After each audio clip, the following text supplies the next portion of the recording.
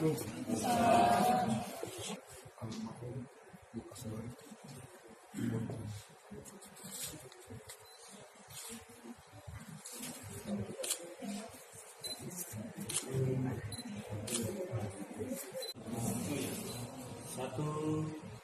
ini karena pekerjaan prostitusi memiliki risiko yang paling tinggi, menyebabkan kecelakaan kerja atau meninggal dunia.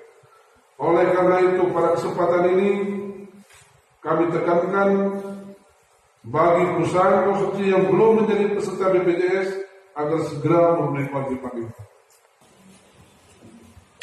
Terima kasih kami sampaikan kepada Bapak Bupati Aceh Tengah.